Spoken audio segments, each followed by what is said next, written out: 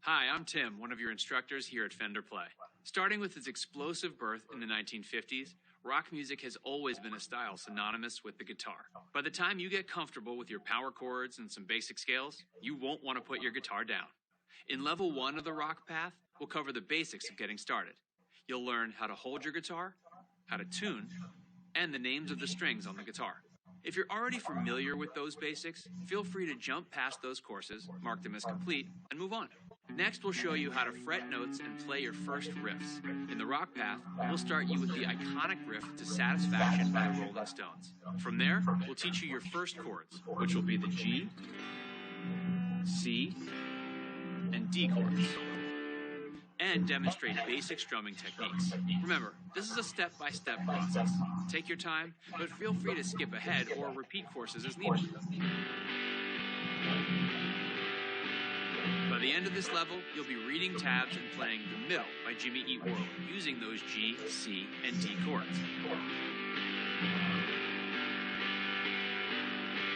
As you follow the path, keep in mind that you can learn the songs and skills on either acoustic or electric guitar.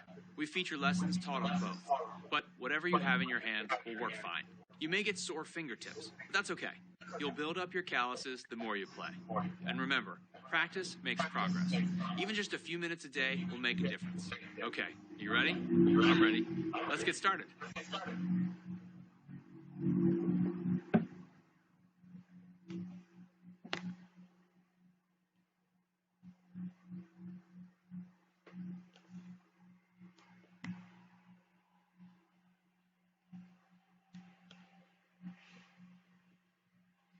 The body is the part of the guitar that sits against your body while you play.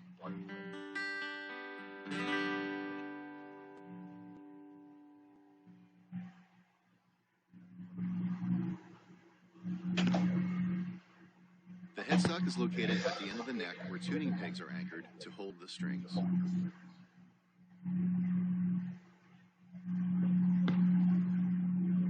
The neck is the long, narrow portion of the guitar attached to the body.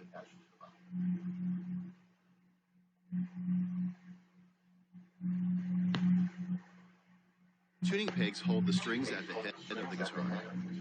Turning each peg changes the tension and pitch of the string.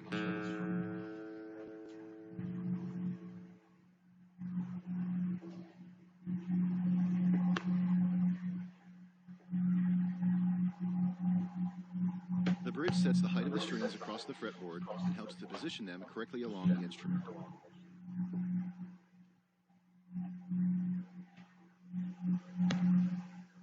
The Fender Stratocaster guitar, or Strat, introduced in 1954, features a distinct double cutaway shape and variety of tones with its signature 3-pickup design.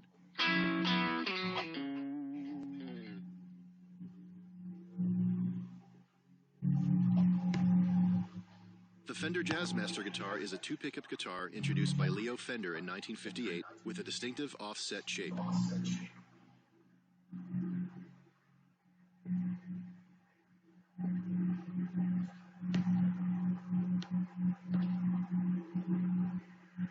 Let's get familiar with your new instrument.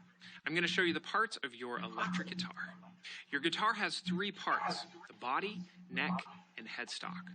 On the body of your guitar, we have our bridge, and these are the string saddles where the strings pass through the bridge. Let's take a look at our pickups right here. These are electronics that sense the vibration of the strings and convert it into an electrical signal. This switch here is the pickup selector. We also have knobs that control volume and tone. Depending on the model of the guitar you have, this entire configuration might vary. We also have strap buttons. Those are here and here. This is where you can attach your guitar strap. Also, we have the output jack here on the bottom. This is where you can connect your instrument cable. Now let's look at the parts of the neck. We have the frets.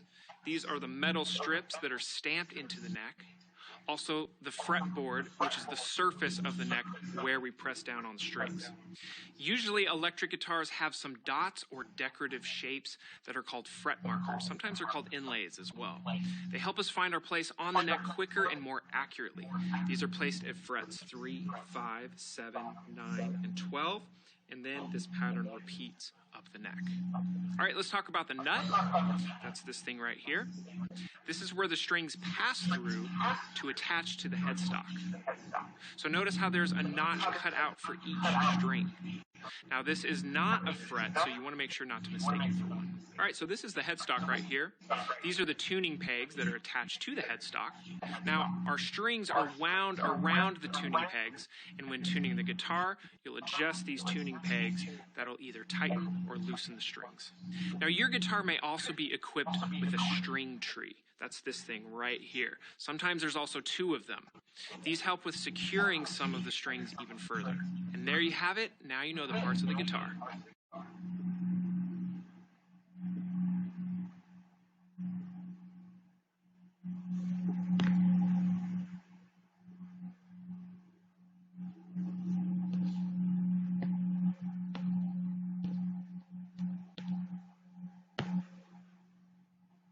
A pick is a thin piece of plastic used to strum or pluck the strings of a guitar.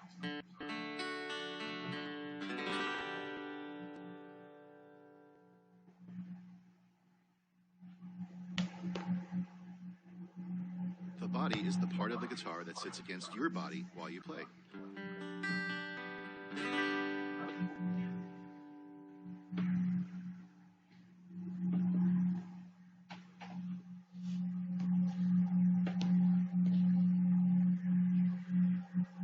In this lesson, we're going to learn how to comfortably hold the electric guitar in a seated position, and then also how to hold a guitar pick. So let's talk about how to hold your guitar with good posture.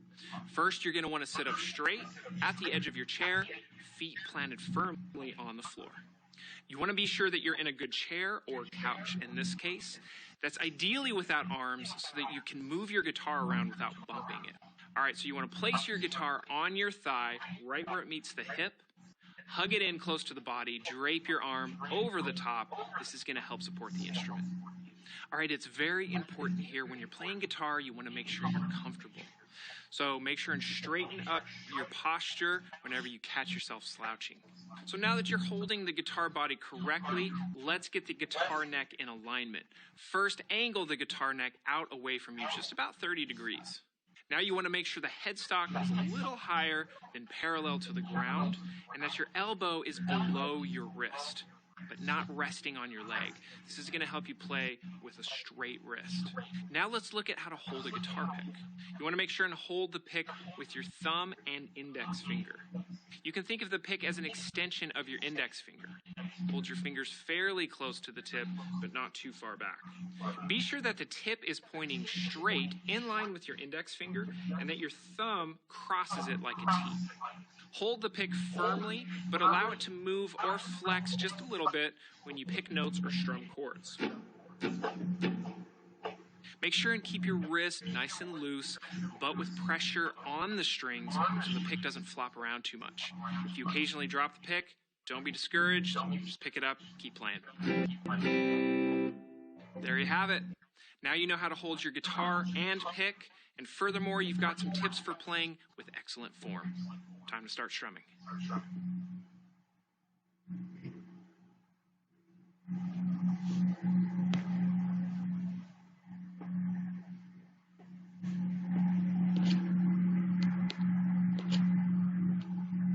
Let's learn the number and letter note names of each string. If you learn these now, it'll help you memorize the chords and single notes a lot more easily.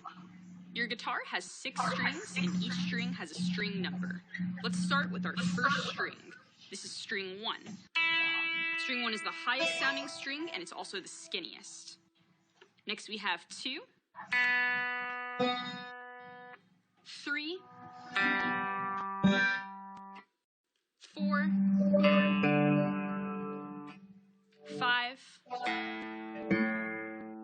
and last 6.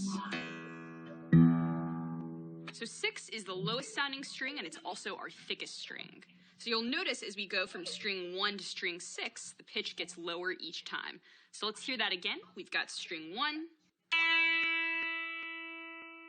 string 2,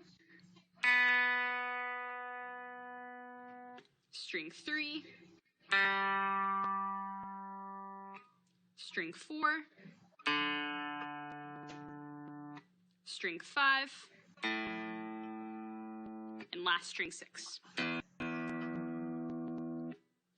Now, each string also has a designated letter or note name. Let's start with our first string again. So our first string is going to be an E. Our second string is going to be a B. Our third string is a G. Our fourth string is a D. Our fifth string is an A. And our sixth string is an E. So we have a rhyme to remember all of these names. It goes, Easter bunnies get dizzy at Easter. You'll notice that we have two E strings, and we differentiate that with a high E and a low E. So 1 is our high E, and 6 is our low E.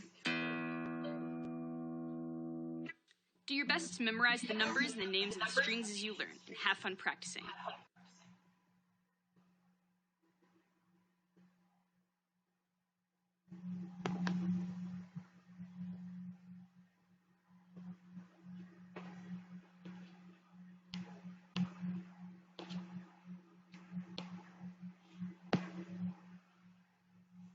The output jack allows you to connect your instrument to an amplifier, computer, or mobile device using a 1/4-inch cable.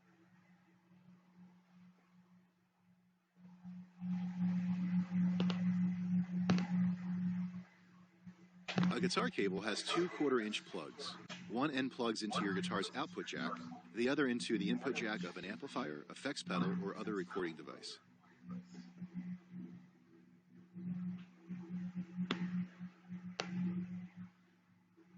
Distortion is used widely in rock and punk guitar playing and is used to change the tone of an instrument.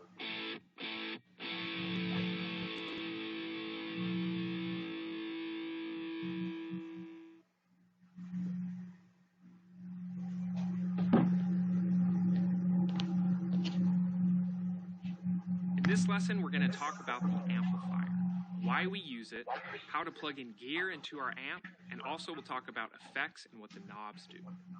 When playing the electric guitar, your amp is equally as important to your sound as your guitar is. You'll notice you can't hear any sound or signal without it. See? Besides amplifying your guitar, your amp is capable of many sounds and tone possibilities. To plug in your guitar, you're going to need an instrument cable. On your guitar, you have an output jack.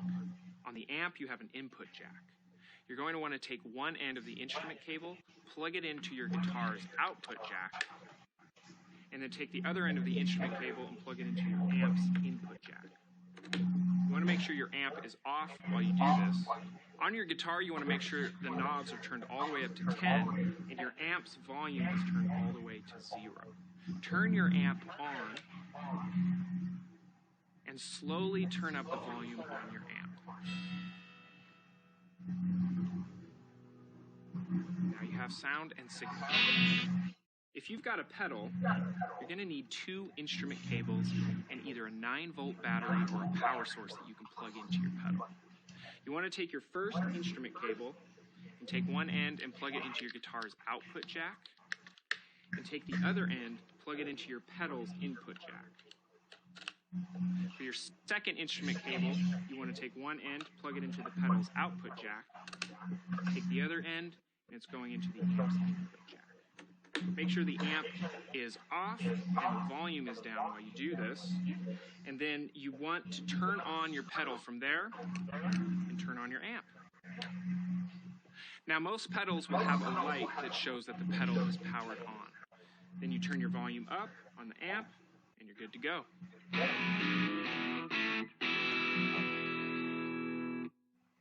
Your amp is important to developing your sound.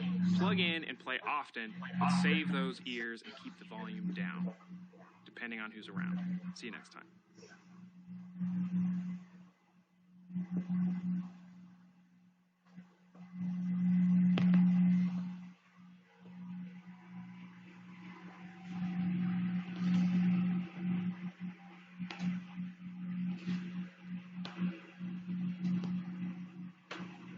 The headstock is located at the end of the neck where tuning pegs are anchored to hold the strings.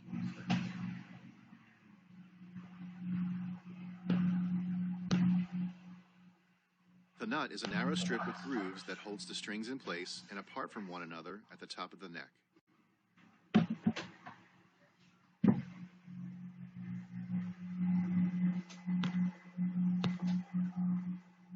Tuning pegs hold the strings at the head of the guitar. Turning each peg changes the tension and pitch of the string.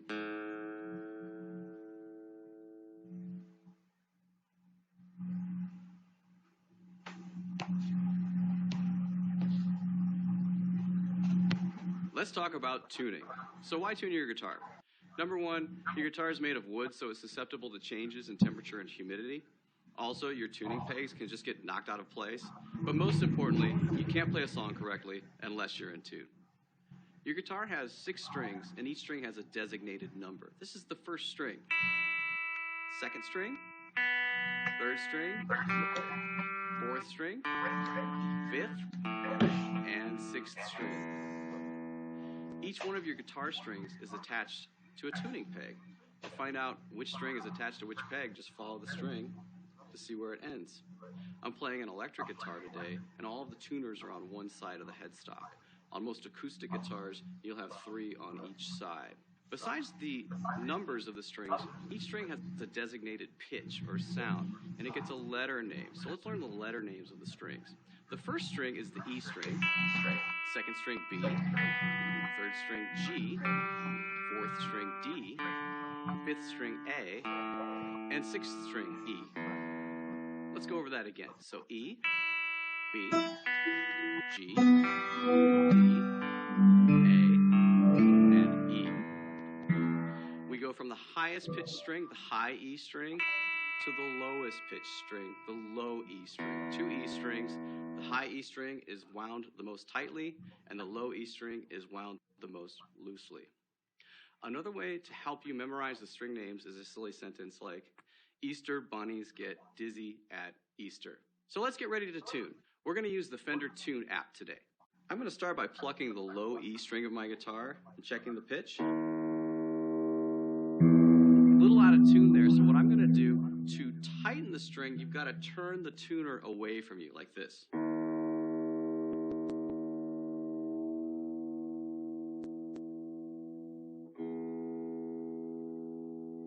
That sounds good. Now I'm going to check the A string. The A string's a little bit too tight, so I'm going to turn the tuner towards me like this.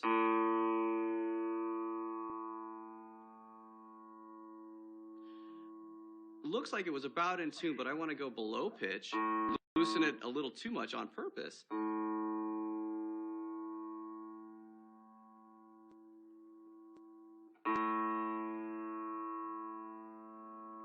And tune it up to the note so that it holds better. Let's check the D string now. The D string is flat or tuned, so I'm also going to tighten up into that note.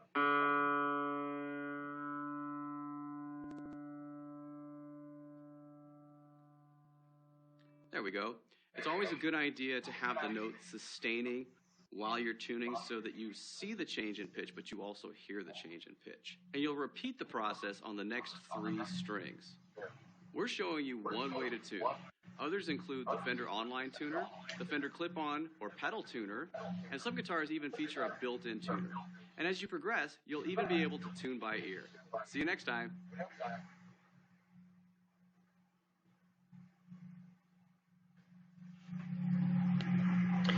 Okay, I'm going to use the Musician built-in tuner.